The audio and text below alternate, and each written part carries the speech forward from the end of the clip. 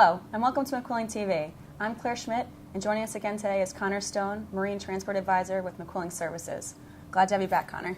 Thanks. Good to be back, Claire.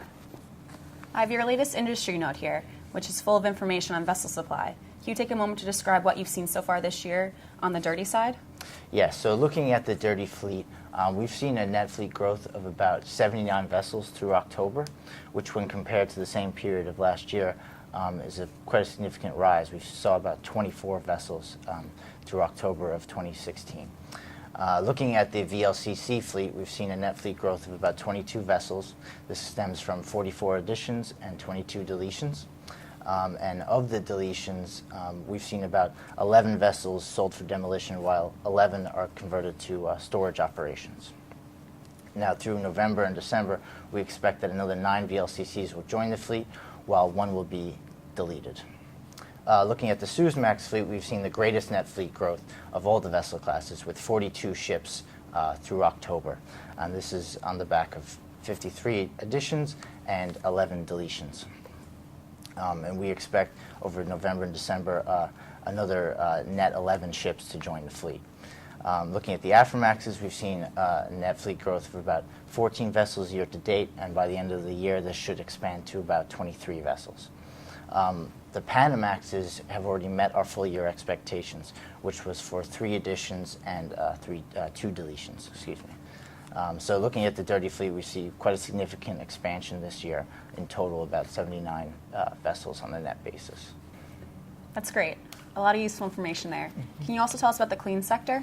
Yes, so looking at the clean side of things, we've seen about a net fleet growth of about 48 units through October of this year.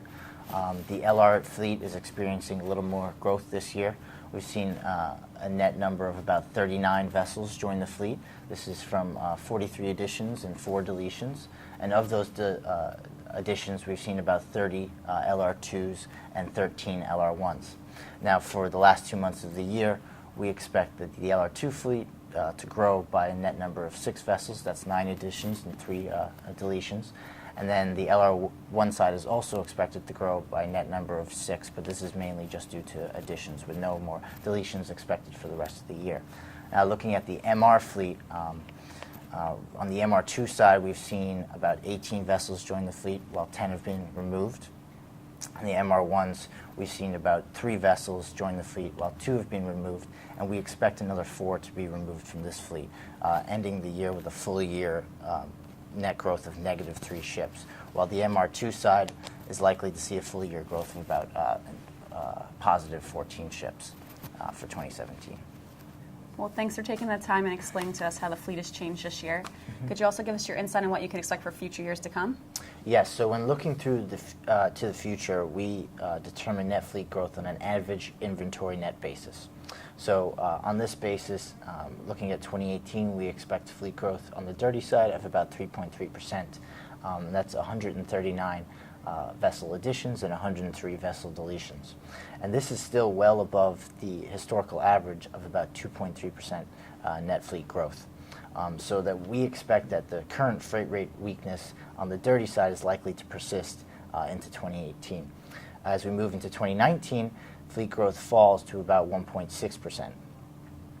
So looking at this, we expect that 2019 might be more of a rebalancing year for the markets. Not an upward bump in freight rates, but rebalancing of fundamentals.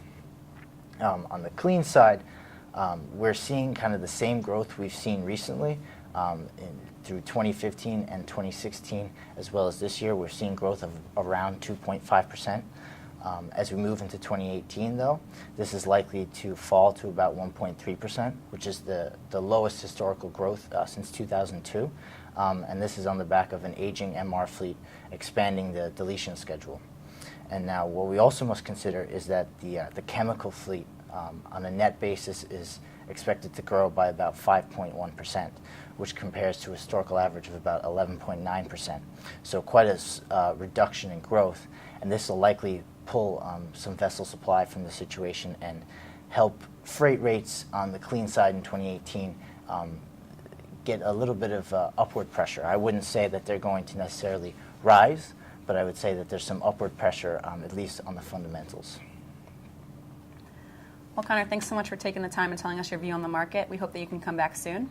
My pleasure. I'd love to come back. I'm Claire Schmidt, and this wraps up another edition of McQuilling TV. Thanks for tuning in.